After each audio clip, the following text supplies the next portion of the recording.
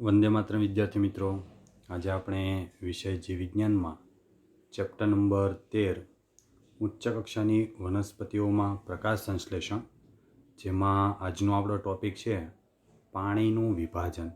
તો વિદ્યાર્થી મિત્રો, ગયા લેક્ચરમાં આપણે ઝેડ સ્કીમ વિશે ભણ્યા હતા, એટલે કે અચક્રીય ફોટોફોસ્ફોરાયલેશન. તો ત્યારે પણ મેં તમને થોડી છેલ્લે અંતમાં ચર્ચા કરી હતી કે કેવી રીતે પાણીના અણુનું પ્રકાશ પ્રેરિત વિઘટન થતું જોવા મળે છે. તો આવો વિદ્યાર્થી મિત્રો, આજે આપણે જે કાંઈ સૂર્યપ્રકાશના કિરણો છે એ જ્યારે પર્ણ ઉપર પડતા હોય છે, આપાત થતા હોય છે, ત્યારે કેવી રીતે પાણીના અણુનું વિભાજન થતું હોય છે થાઇલેકોઇડ પોલાણમાં, એની આપણે ચર્ચા કરીએ. હવે પછી તમે પૂછશો કે PS2 કેવી રીતે ઇલેક્ટ્રોન સતત પૂરા પાડે છે. આપણને પ્રશ્ન થાય કે ઝેડ સ્કીમ અથવા તો અચક્રીય ફોટોફોસ્ફોરાયલેશન છે, એમાં સતત ઇલેક્ટ્રોન આવતા ક્યાંથી હશે? ઓકે, તો એનો જવાબ હવે આપણને મળશે. ઇલેક્ટ્રોન્સ એટલે કે જેને આપણે શુદ્ધ ગુજરાતીમાં કહીએ વીજાણુઓ, કે જે ફોટો સિસ્ટમ 2માંથી નીકળે છે. તો PS2માંથી કેવી રીતે નીકળે છે, ઉત્તેજિત કેવી રીતે થાય છે, તેમનું સ્થાન નિશ્ચિત રૂપે બીજા ઇલેક્ટ્રોન લે છે. તો એક ઇલેક્ટ્રોન જે મુક્ત થયો હતો ત્યાં એનું સ્થાન બીજું કેવી રીતે લેતો હશે? તો હવે જુઓ, સાંભળો. પાણીના વિભાજનને કારણે, તો હવે તમને ખ્યાલ આવ્યો કે થાઇલેકોઇડ પોલાણની અંદર પાણીના અણુનું પ્રકાશની હાજરીમાં વિઘટન થાય છે, જેને ઇંગ્લિશમાં ફોટોલિસિસ ઓફ વોટર કહેવામાં આવે. ફોટોલિસિસ એટલે શું? ફોટો એટલે પ્રકાશ, લાઇસિસ એટલે વિઘટન. તો પ્રકાશની હાજરીમાં કોનું વિઘટન થાય છે? તો કે પાણીના અણુનું. તો પ્રકાશ જ્યારે થાઇલેકોઇડ પોલાણમાં પહોંચે છે ત્યારે પાણીના અણુનું વિઘટન થાય છે. તો જ્યારે પાણીનું અણુ તમે વિઘટિત કરો તો તમને શું પ્રાપ્ત થાય? તો વિદ્યાર્થી મિત્રો, તમને ઇલેક્ટ્રોન મળે. તો અહીંયા જુઓ તમે, પાણીનો અણુ છે, પાણીના 2 અણુ છે, તો એમાંથી આપણને 4H+ મળે, 1 ઓક્સિજનનો અણુ મળે અને 4 ઇલેક્ટ્રોન પ્રાપ્ત થાય. તો આવી રીતે આપણને સતત ઇલેક્ટ્રોનની પ્રાપ્તિ થતી હોય છે. ઓકે, પાણીના વિભાજનની ક્રિયા PS2 સાથે સંકળાયેલ છે. તો અચક્રીય ફોટોફોસ્ફોરાયલેશન સાથે પાણીના અણુનું વિઘટન સંકળાયેલું છે એમ આપણે કહી શકીએ. તો પાણીનો એક અણુ વિભાજિત થાય તો આપણને શું મળે છે? તો કે હાઇડ્રોજન આયન O અને ઇલેક્ટ્રોનમાં વિભાજન પામે છે. તો આપણે તો સંપૂર્ણ ઓક્સિજનનો અણુ જોઈએ, તો આપણે શું કરશું? પાણીના 2 અણુનું વિભાજન કરશું, તો આપણને ઓક્સિજનનો 1 અણુ, 4 ઇલેક્ટ્રોન અને 4 હાઇડ્રોજન આયન પ્રાપ્ત થશે. આમાંથી ઉત્પન્ન થતો ઓક્સિજન પ્રકાશ સંશ્લેષણની એકમાત્ર વાસ્તવિક નિપજ છે. અહીંયા તમે જોઈ શકો છો, નિપજ સ્વરૂપે જ્યારે પાણીના અણુનું વિઘટન થતું હોય તો આપણને નિપજ સ્વરૂપે શું પ્રાપ્ત થાય છે? તો કે ઓક્સિજન. તો આ ઓક્સિજન છે એ આપણને વનસ્પતિમાં જ્યારે પ્રકાશ સંશ્લેષણ થતું હોય ત્યારે નિપજ સ્વરૂપે મળે છે, કે જે આપણો પ્રાણવાયુ છે, જે મનુષ્ય એનો ઉપયોગ કરે છે. ઓકે, ઇલેક્ટ્રોન્સના જરૂરી સ્થાનફેર માટે PS1માંથી દૂર થયેલ ઇલેક્ટ્રોન PS2 દ્વારા પૂરા પાડવામાં આવે છે. તો પ્રશ્ન થાય કે PS1માં ઇલેક્ટ્રોન આવ્યા ક્યાંથી હતા? તો વિદ્યાર્થી મિત્રો, સતત ઇલેક્ટ્રોન છે PS2માંથી આવતા હોય છે. અને PS2માં ઇલેક્ટ્રોન ક્યાંથી આવે છે? તો હવે તમને ખ્યાલ આવ્યો કે પાણીના અણુનું પ્રકાશની હાજરીમાં જ્યારે વિઘટન થતું હોય ત્યારે સતત ઇલેક્ટ્રોન ક્લોરોફિલ A એટલે કે PS2માં પહોંચતા હોય છે, અને આ જે ઇલેક્ટ્રોન છે એ સતત ઉત્તેજિત થઈને PS1ને મળતા હોય છે. આપણે તે સારી રીતે જાણી લેવું જોઈએ કે પાણીનું વિભાજન PS2 સાથે સંકળાયેલ છે. તો હવે તમને ખ્યાલ આવી ગયો કે પાણીના અણુનું વિભાજન થાય છે અને PS2 છે એ ઇલેક્ટ્રોન પ્રાપ્ત કરે છે, કે જે આપમેળે ભૌતિક રીતે થાઇલેકોઇડના પટલની અંદરની તરફ થાય છે. તો ખરેખર પાણીના અણુનું વિભાજન ક્યાં થતું જોવા મળે છે? આવો જો તમને પ્રશ્ન પૂછાય તો તમારે જવાબ લખવાનો છે થાઇલેકોઇડ પટલની અંદર પાણીના અણુનું વિભાજન થતું જોવા મળે છે. સિમ્પલ છે, એવું કંઈ ગહન છે નહીં. તો પછી આ દરમિયાન પ્રોટોન્સ તેમજ O2 ક્યાં મુક્ત થાય છે? તો ખરેખર તમને પ્રશ્ન થવો જોઈએ કે જ્યારે પાણીના અણુનું વિભાજન થયું તો ઇલેક્ટ્રોન, તો ચાલો તમને ખ્યાલ આવી ગયો કે જે કાંઈ PS2 છે અથવા તો અચક્રીય ફોટોફોસ્ફોરાયલેશન છે તેમાં એનો ઉપયોગ થયો. તો પ્રોટોન્સનું શું થયું? ઓક્સિજન ક્યાં ગયો? ઓકે, તો પોલાણમાં અંદર કે પટલની બહારની તરફ? તમને પ્રશ્ન થયો કે જે કાંઈ પ્રોટોન નિર્માણ પામ્યા એ પ્રોટોનની પટલની અંદર જોવા મળશે કે હવે એ બહાર જશે? ઓકે, તો એનો જવાબ આપણે કેમિઓસ્મોટિક સિદ્ધાંત દ્વારા મેળવીશું. ચક્રીય અચક્રીય ફોટોફોસ્ફોરાયલેશન આપણું પૂરું થાય એટલે હરિતકણ નામની અંગિકામાં કેવી રીતે એટીપીનું નિર્માણ થતું હોય એ આપણે સમજીશું. ત્યારે તમને વધારે ખ્યાલ આવશે કે અહીં ઉપસ્થિત જે પ્રોટોન છે, પાણીના અણુનું જ્યારે વિભાજન થાય છે ત્યારે જે પ્રોટોન નિર્માણ પામે છે ક્યાં જાય છે, તો એ આપણે કેમિયો ઓસ્મોટિક સિદ્ધાંત નામની થિયરીમાં ભણીશું. ઓકે, તો ચાલો હવે આપણે અચક્રીય ફોટોફોસ્ફોરાયલેશન તો તમને આવડી ગયું છે. હવે આપણે ચક્રીય ભણીએ. ચક્રીય તેમજ અચક્રીય ફોટોફોસ્ફોરાયલેશન ઇંગ્લિશમાં શું કહેવાય, તો કે સાયક્લિક એન્ડ નોન સાયક્લિક ફોટોફોસ્ફોરાયલેશન. તો જોઈએ આપણે સાયક્લિક કોને કહેવાય. સજીવો ઓક્સિડેશન થઈ શકે તેવા પદાર્થોમાંથી ઉર્જા મુક્ત કરી તેને રાસાયણિક બંધના સ્વરૂપમાં તે ઉર્જાને સંચય કરવાની ક્ષમતા ધરાવે છે. તો તમને બધાને ખ્યાલ છે એટીપીનું નિર્માણ થાય. એટીપી એટલે કોષનું ઉર્જા ચલણ. ઓકે, કે જે જુદા જુદા કોષમાં સંગ્રહિત હોય, જ્યારે એની જરૂર હોય ત્યારે એમાંથી શક્તિ પ્રાપ્ત કરે. વિશિષ્ટ પદાર્થ જેવા કે એટીપી આ ઉર્જાને પોતાના રાસાયણિક બંધમાં જકડી રાખે છે. તો ખરેખર એટીપી એટલે શું, તો કે એડિનોસાઇન ટ્રાઇફોસ્ફેટ કોષની અંદર રાસાયણિક બંધની અંદર ઉર્જાને જકડી રાખવાનું કામ કરે છે. ઓકે, તો રાસાયણિક બંધો જ્યારે તૂટે ત્યારે શક્તિ મુક્ત થશે કે જેનો વપરાશ થશે વનસ્પતિ દ્વારા. કોષો દ્વારા કણાભસૂત્રો અને હરિતકણમાં એટીપીના સંશ્લેષણની આ પ્રક્રિયાને ફોસ્ફોરાયલેશન કહે છે. તો એટીપી નિર્માણ થવાની ક્રિયાને આપણે શું કહીએ છીએ, ગુજરાતીમાં ફોસ્ફોરાયલેશન, ઇંગ્લિશમાં ફોસ્ફોરીકરણ. ઓકે, ફોટોફોસ્ફોરાયલેશન એક એવી પ્રક્રિયા છે કે જેમાં પ્રકાશની હાજરીમાં એડીપી અને અકાર્બનિક ફોસ્ફેટ દ્વારા એટીપીનું સંશ્લેષણ થાય છે. તો અહીંયા તમને ખ્યાલ તો છે જ બધાને કે ફોટો એટલે શું થાય. ફોટો એટલે પ્રકાશ, ફોસ્ફોરાયલેશન એટલે ફોસ્ફોરીકરણની ક્રિયા. તો પ્રકાશની હાજરીમાં એડીપી અને અકાર્બનિક ફોસ્ફેટ જોડાઈને શું બનાવે, તો કે એટીપીનું નિર્માણ કરે. ઓકે, જ્યારે બે પ્રકાશ તંત્ર એટલે કે PS1 અને PS2 ક્રમિક કાર્ય કરે છે, જેમાં PS2 પહેલાં અને બીજા ક્રમમાં PS1 કાર્ય કરે ત્યારે થતી પ્રક્રિયાને અચક્રીય ફોટોફોસ્ફોરાયલેશન કહે છે. તો આપણે ઓલરેડી ગઈકાલે અચક્રીય ફોટોફોસ્ફોરાયલેશન ભણી ગયા એટલે તમને વધારે ખ્યાલ છે કે કેવી રીતે PS2માંથી ઇલેક્ટ્રોન છે ઉત્તેજિત થઈ જુદા જુદા વિજાણુ વાહકો મારફતે PS1માં આવતા જોવા મળે છે. તો આ સમયગાળા દરમિયાન વિજાણુ પરિવહન તંત્રના માધ્યમથી એડીપીનું ફોસ્ફોરીકરણ થઈ એટીપી નિર્માણ થતા જોવા મળતા હતા. હવે આપણે ચક્રીય ફોટોફોસ્ફોરાયલેશન જોઈએ.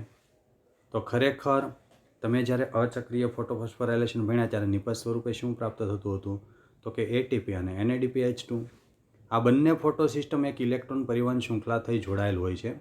આપણે અગાઉ ઝેડ સ્કીમમાં જોયું છે એટીપી અને NADPH બંને આવા પ્રકારના ઇલેક્ટ્રોન પ્રવાહ દ્વારા સંશ્લેષિત થાય છે. તો જ્યારે વિજાણુ છે એક જગ્યાએથી બીજી જગ્યાએ વહન પામતો હોય ત્યારે નિપજ સ્વરૂપે આપણને એટીપી અને NADPH બનતા જોવા મળે છે. ચાલો હવે આપણે PS1ની સંપૂર્ણતઃ માહિતી પ્રાપ્ત કરીએ. આમ તો જો કે તમને ચાર્ટના માધ્યમથી આકૃતિ જોશો ત્યાં જ તમને ખ્યાલ આવી જશે કે શું થાય છે. ચાલો બાજુમાં તમે જુઓ ચક્રીય ફોટોફોસ્ફોરાયલેશનની આકૃતિ આપેલી છે. તો તમે માત્ર આકૃતિના માધ્યમથી તમને ખ્યાલ આવી ગયો આખો સંપૂર્ણતા શું કેવી રીતે થતું હોય છે. તો જુઓ, પહેલું છે સૂર્યપ્રકાશ.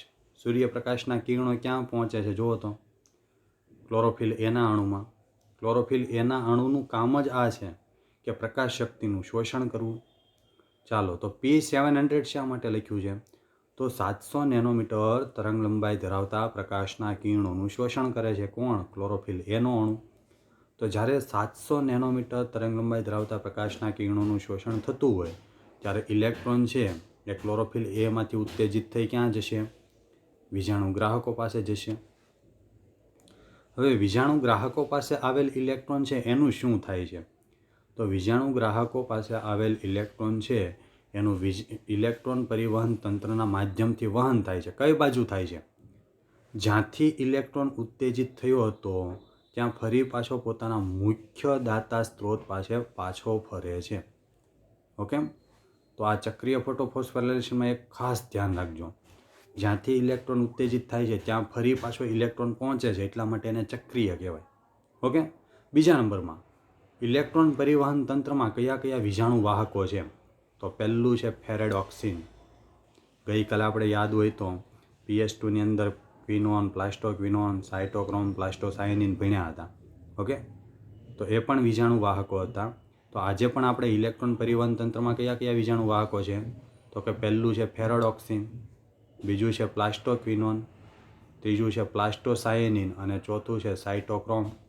આ જુદા જુદા 4 વિજાણુ વાહકો મારફતે વિજાણુ વહન પામતો ફરી પાછો પોતાના મુખ્ય દાતા સ્ત્રોત પાસે પાછો ફરે છે. તો એવા પરિવહનને શું કહેવામાં આવે છે? ઇલેક્ટ્રોન પરિવહન તંત્ર. તો આ સમયગાળા દરમિયાન શું થતું હોય? તો કે એડીપીનું ફોસ્ફોરીકરણ થઈ એટીપી બનતો હોય. તો અહીંયા તમે જોઈ શકો છો, જુઓ એટીપીનું નિર્માણ થાય છે. ઓકે, 2 જેટલા એટીપી બનતા હોય. કેટલા? 2. તો ખાસ યાદ રાખજો, ચક્રીય ફોટોફોસ્ફોરાયલેશનમાં એટીપીનું સર્જન થાય છે, સંશ્લેષણ થાય છે. જુદા જુદા વિજાણુ વાહકો દ્વારા ઇલેક્ટ્રોન વહન પામી પોતાના મૂળ દાતા સ્ત્રોત પાસે પાછો ફરે છે. તો ઇલેક્ટ્રોન વાહકો તરીકે કોને કોને યાદ રાખવાના છે? પહેલું છે ફેરેડોક્સિન એટલે FD, બીજું છે પ્લાસ્ટોક્વિનોન, ત્રીજું છે પ્લાસ્ટોસાયનિન અને ચોથું છે સાયટોક્રોમ. ઓકે, આ ઇલેક્ટ્રોન પરિવહન તંત્રના બંધારણમાં મુખ્યત્વે 4 પ્રકારના જુદા જુદા વિજાણુ વાહકો જોવા મળે છે. ચાલો, અહીંયા સુધી ક્લિયર બધાનું? હવે જુઓ, જ્યારે માત્ર PS1 ક્રિયાશીલ હોય છે, અત્યારે હું તમને શીખવાડવા જઈ રહ્યો છું ચક્રીય ફોટોફોસ્ફોરાયલેશન. ઓકે, તો ચક્રીય ફોટોફોસ્ફોરાયલેશનમાં મુખ્ય કરતા હતા કોણ? તો કે PS1. ત્યારે ઇલેક્ટ્રોન ફોટો સિસ્ટમમાં જ ફરતો રહે છે. ટૂંકમાં જ્યાંથી ઉત્પન્ન થાય ત્યાં પાછો ફરે, જ્યાંથી ઉત્પન્ન થાય ત્યાં પાછો ફરે. તો એને કહેવાય ચક્રીય ફોટોફોસ્ફોરાયલેશન. અને ઇલેક્ટ્રોનના ચક્રીય પ્રવાહને કારણે ફોટોફોસ્ફોરાયલેશન થતું જોવા મળે છે. તો આકૃતિમાં આપણે જોયું, આ પ્રવાહની સંભવિતતા સ્ટ્રોમા લેમિલી એટલે કે આંતરગ્રેનમ પટલમાં હોય છે. તો 2 ગ્રેનાની વચ્ચેને સાંકળતો જે પડદો છે, પટલ છે, ત્યાં આપણને આવી ચક્રીય ફોટોફોસ્ફોરાયલેશનની ક્રિયા થતી જોવા મળે છે. જ્યારે ગ્રેનાના પટલ કે ગ્રેનાના પટલોમાં PS1 તેમજ PS2 બંને હોય, ત્યારે સ્ટ્રોમા લેમિલીના પટલોમાં આંતરગ્રેનમ પટલમાં PS2 તેમજ NADP રિડક્ટેજ ઉત્સેચક હોતા નથી. તો ખરેખર PS1 છે એટલે કે ચક્રીય ફોટોફોસ્ફોરાયલેશન છે એ ક્યાં થતું જોવા મળે છે? તો આપણે એક વાક્યમાં કહી શકીએ, આંતરગ્રેનમ પટલમાં. ઓકે, એનું કારણ શું? તો કે ત્યાં NADP રિડક્ટેજ નામનો ઉત્સેચક હોતો નથી, PS2 પણ હોતું નથી. એટલા માટે ઉત્તેજિત ઇલેક્ટ્રોન NADP પ્લસ તરફ વહન પામતો નથી, તે ETS દ્વારા PS1 તરફ ચક્રીય રીતે પાછો ફરે છે. બીજા નંબરમાં જે કાંઈ ઇલેક્ટ્રોન છે પોતાના મૂળ દાતા સ્ત્રોત પાસે પાછો ફરે છે. એટલા માટે એને આપણે ચક્રીય ફોટોફોસ્ફોરાયલેશન કહીએ છીએ. આમ ચક્રીય પ્રવાહમાં માત્ર એટીપીનું સંશ્લેષણ થાય છે, પરંતુ NADPH2નું નિર્માણ થતું નથી. તો ચક્રીય ફોટોફોસ્ફોરાયલેશનમાં નિપજ સ્વરૂપે શું પ્રાપ્ત થાય? એવો જો આપણને પ્રશ્ન પૂછાય તો આપણે લખીશું માત્ર એટીપીનું સંશ્લેષણ થતું જોવા મળે છે. NADPH2 નિપજ સ્વરૂપે પ્રાપ્ત થતો નથી. તો તમને પ્રશ્ન થાય કે સર, NADPH2 ક્યારે નિર્માણ થાય? તો PS2ની અંદર એટલે કે અચક્રીય ફોટોફોસ્ફોરાયલેશનમાં નિપજ સ્વરૂપે એટીપી અને NADPH2નું સંશ્લેષણ થતું જોવા મળે છે. જ્યારે ચક્રીય ફોટોફોસ્ફોરાયલેશનમાં માત્ર એટીપીનું સંશ્લેષણ થતું જોવા મળે છે. ચક્રીય ફોટોફોસ્ફોરાયલેશન માત્ર ત્યારે જ થાય છે કે જ્યારે તેની ઉત્તેજના માટે પ્રાપ્ત પ્રકાશની તરંગલંબાઈ 680 નેનોમીટરથી વધારે હોય છે. તો ખરેખર PS2ની અંદર તો તમને બધાને ખ્યાલ જ છે, ઓકે, કે 680 નેનોમીટર. પણ PS1ની અંદર કેટલી તરંગલંબાઈ ધરાવતા પ્રકાશના કિરણોનું શોષણ થાય? તો ઇલેક્ટ્રોનને ઉત્તેજિત થવા માટે 700 નેનોમીટર તરંગલંબાઈના પ્રકાશની જરૂર પડે. તો વિદ્યાર્થી મિત્રો, 680 નેનોમીટરથી વધારે એટલે કેટલી? તો કે 700 નેનોમીટર. એટલા માટે તો PS1ને આપણે P700 પણ કહીએ છીએ. ઓકે, તો આજે આપણે સંપૂર્ણતઃ માહિતી પ્રાપ્ત કરી ચક્રીય ફોટોફોસ્ફોરાયલેશન. ઓકે, ખાસ યાદ રાખજો. અત્યારે આપણે જે સમજૂતી પ્રાપ્ત કરી છે એની કરી ચક્રીય ફોટોફોસ્ફોરાયલેશન. હવે વિદ્યાર્થી મિત્રો, આપણે એક નવી થિયરી ભણીએ, રસાયણાશ્રુતિ અધિતર્ક. તો તમને પ્રશ્ન થશે કે આ રસાયણાશ્રુતિ અધિતર્ક શા માટે? તો વિદ્યાર્થી મિત્રો, તમને બધાને ખ્યાલ છે PS2 દરમિયાન પાણીના અણુનું પ્રકાશની હાજરીમાં વિઘટન થાય છે. તો થાઇલેકોઇડ પોલાણની અંદર પ્રોટોન નિર્માણ થાય છે. એ પ્રોટોનનું શું થાય છે આપણને ખ્યાલ નથી. તો આપણે સમજવું છે પ્રોટોન કેવી રીતે થાઇલેકોઇડ પટલમાંથી બહાર નીકળે છે. બહાર નીકળતો હોય ત્યારે એટીપી કેવી રીતે બનતા હોય છે. તો હરિતકણ નામની અંગિકામાં એટીપીને સમજાવવા માટે, એટીપીનું સંશ્લેષણને આપણે સમજવા માટે કેમિઓસ્મોટિક હાઇપોથિસિસ ભણીએ છીએ. કેમિઓસ્મોટિક થિયરી પણ કહેવામાં આવે. ગુજરાતીમાં આપણે શુદ્ધ ગુજરાતીમાં કહીએ રસાયણાશ્રુતિ અધિતર. ખાસ યાદ રાખજો. ચાલો હવે આપણે એ સમજવાનો પ્રયત્ન કરીએ કે વાસ્તવિક રીતે એટીપીનું સંશ્લેષણ હરિતકણમાં કેવી રીતે થાય છે. તો હરિતકણમાં તમારે એટીપીનું સંશ્લેષણ સમજવું હોય તો કઈ થિયરી ભણવી પડે? કેમિઓસ્મોટિક સિદ્ધાંત. આ પ્રક્રિયાનું વર્ણન કરવા માટે રસાયણાશ્રુતિ અથવા કેમિઓસ્મોટિક અધિતર્ક રજૂ કરવામાં આવ્યો છે. તો જોઈએ આપણે. શ્વસનની જેમ પ્રકાશ સંશ્લેષણમાં પણ એટીપીનું સંશ્લેષણ પટલની આરપાર પ્રોટોન ઢોળાણ સાથે સંકળાયેલું છે. તો અહીંયા તમે બાજુમાં આકૃતિ જુઓ તો તમને વધારે ખ્યાલ આવે. અહીંયા જુઓ, આખું પિંક કલરનું છે એ કોણ છે? થાઇલેકોઇડ પટલ છે. એની અંદરનો વ્હાઇટ બેકગ્રાઉન્ડ છે એ કોણ છે? તો કે થાઇલેકોઇડ પોલાણ છે આ ભાગ. ઓકે. હવે થાઇલેકોઇડ પટલમાં જુઓ તમને PS2 પણ જોવા મળે છે, PS1 પણ જોવા મળે છે. ઓકે, એટલે કે અચક્રીય ફોટોફોસ્ફોરાયલેશન થતું જોવા મળે છે. તો પાણીના અણુનું વિઘટન ક્યાં થાય છે? થાઇલેકોઇડ પટલમાં. ઓકે, આપણે અહીંયા લખી શકીએ H2Oનું વિઘટન થાય છે. તો H2Oનું વિઘટન કરો તો તમને પ્રોટોન મળે. અત્યારે પ્રોટોન ક્યાં છે? તો કે થાઇલેકોઇડ પોલાણમાં. એને આપણે ક્યાં લઈ જવા છે? તો કે NADPનું રિડક્શન કરવા માટે બહાર લઈ જવા છે. તો કેવી રીતે પ્રોટોન બહાર નીકળશે અને જ્યારે બહાર નીકળતો હોય ત્યારે કઈ ક્રિયા થાય છે એ આપણે સમજવાનું છે. ચાલો, કન્સેપ્ટ ક્લિયર. આ વખતે આ પટલો થાઇલેકોઇડના હોય છે. અહીં એ તફાવત છે કે પ્રોટોન થાઇલેકોઇડના પટલની અંદર અથવા તેના અવકાશમાં સંચિત થાય છે. સંચિત થવું એટલે સંગ્રહ પામવું. થાઇલેકોઇડ પોલાણમાં પાણીના અણુનું પ્રકાશની હાજરીમાં વિઘટન થાય છે. એટલા માટે તો પ્રોટોન ત્યાં સંગ્રહ પામે છે, ત્યાં એની સાંદ્રતા વધે છે. ઓલરેડી આકૃતિ જુઓ તો તમને એકદમ ક્લિયર થશે. સાંદ્રતા ક્યાં વધારે છે પ્રોટોનની? તો પાણી જ્યાં વિઘટિત થયું હોય ત્યાં. તો થાઇલેકોઇડ પોલાણમાં પ્રકાશની હાજરીમાં પાણીનું વિઘટન થયું એટલે સાંદ્રતા વધી. હવે સાંદ્રતા ઓછી ક્યાં છે? તો કે આધારકની અંદર તમને ક્યાંય પ્રોટોન જોવા મળે છે? નથી મળતો. તો આધારકની અંદર, ઓકે, હરિતકણના આધારકમાં પ્રોટોનની સાંદ્રતા નથી અથવા તો ઓછી છે એમ આપણે કહી શકીએ. તો વધુ સાંદ્રતાથી પ્રોટોન ક્યાં આવશે? ઓછી સાંદ્રતા તરફ. ઓકે, તો એના માટે સંકેન્દ્રણ ઢોળાંશ બને. શું બને? ગુજરાતીમાં કહેવાય સાંદ્રતા ઢોળાંશ. સંકેન્દ્રણ ઢોળાંશ પણ છે જ. જ્યારે શ્વસનમાં પ્રોટોન કણાભસૂત્રના આંતરપટલ અવકાશમાં સંચિત થાય છે. તો કણાભસૂત્રના આંતરપટલમાં, તો જુઓ કણાભસૂત્રનું અંતઃપટલ, એમાં સંચિત થાય છે પ્રોટોન. જ્યારે ETS દ્વારા ઇલેક્ટ્રોનનું વહન થાય છે, જો કે આપણે પ્રકરણ નંબર 14માં પણ ભણીશું કે ઇલેક્ટ્રોન ટ્રાન્સપોર્ટ સિસ્ટમમાં કેવી રીતે ઇલેક્ટ્રોન એક જગ્યાએથી બીજી જગ્યાએ સ્થળાંતરિત થતો હોય છે, એટલે આની પછીનું ચેપ્ટર.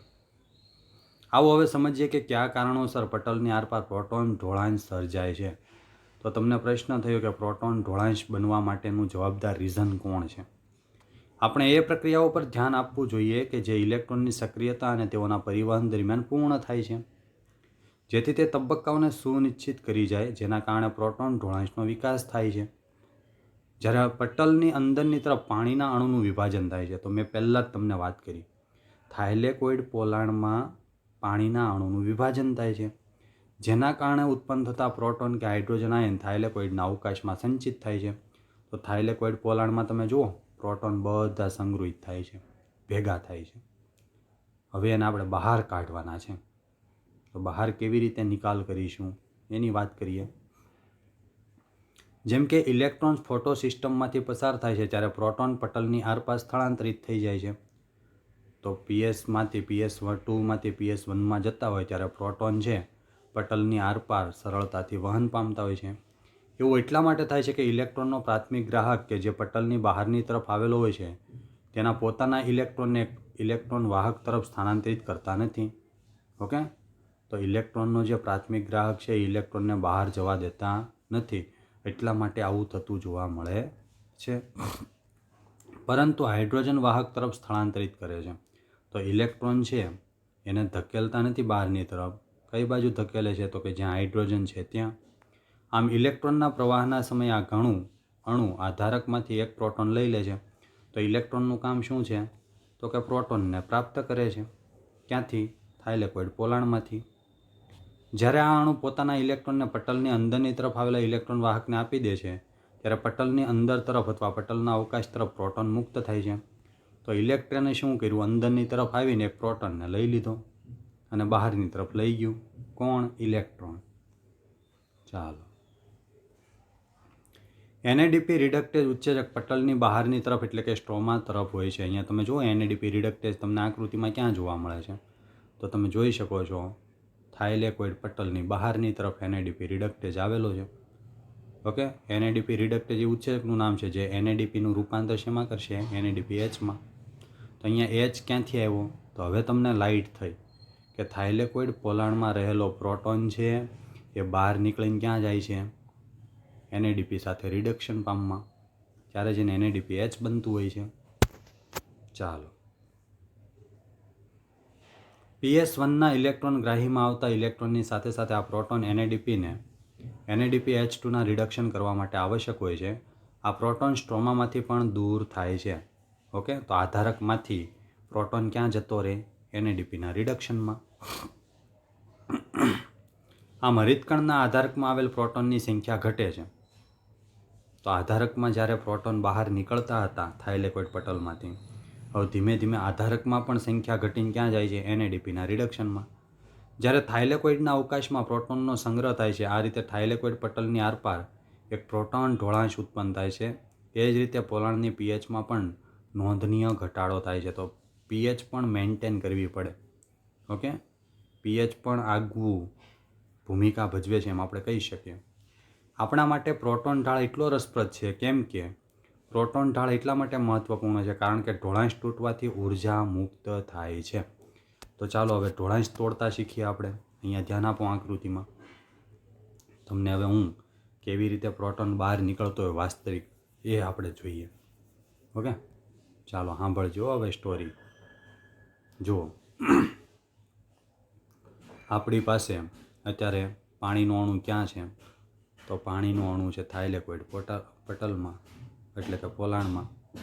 ફિર સે દોહરાતે હૈ. આપણી પાસે પાણીનું અણુ ક્યાં છે? થાઇલેકોઇડ પટલમાં, પોલાણની અંદર. ચાલો, પાણીના અણુનું તમે વિઘટન કરો એટલે પ્રોટોન અસ્તિત્વમાં આવ્યા. આ પ્રોટોન હવે ચોક્કસ માર્ગે જ બહાર નીકળશે કારણ કે અહીંયાથી એ નીકળી શકે નહીં. કેમ? તો કે થાઇલેકોઇડ પટલ છે અનુમતિ નહીં આપે, બધી જગ્યાએથી બહાર નીકળી શકતો નથી. તો એની માટે ખાસ પ્રકારનો માર્ગ કોણ નિર્માણ કરે? તો કે F10 નામની કણિકા. તો પાછો પ્રશ્ન થાય, F0 નામની કણિકા ક્યાં આવેલી છે? તો જુઓ, થાઇલેકોઇડ પટલની અંદર એક ખૂપેલો ભાગ છે જે F0 નામનો માર્ગ બનાવે છે. F0 એ કણિકા છે જે પ્રોટોન માટેનો માર્ગ બનાવે છે. પ્રોટોન એ ભાગેથી જ બહાર નીકળી શકે, બીજે ક્યાંયથી નહીં. ચાલો, પછી બીજો માર્ગ કોણે બનાવ્યો? તો થાઇલેકોઇડ પટલના પરિઘ વિસ્તારમાં એક બીજી કણિકા આવેલી છે જેનું નામ છે F1 કણિકા. તો F0 અને F1 નામની કણિકા શું કરે છે? પ્રોટોન માટેનો માર્ગ બનાવે છે. ઓકે, ચાલો, રસ્તો તૈયાર. હવે પ્રોટોન છે એ વધુ સાંદ્રતાથી ક્યાં જાય છે? ઓછી સાંદ્રતા તરફ. તો આ સમયગાળા દરમિયાન શું થાય છે?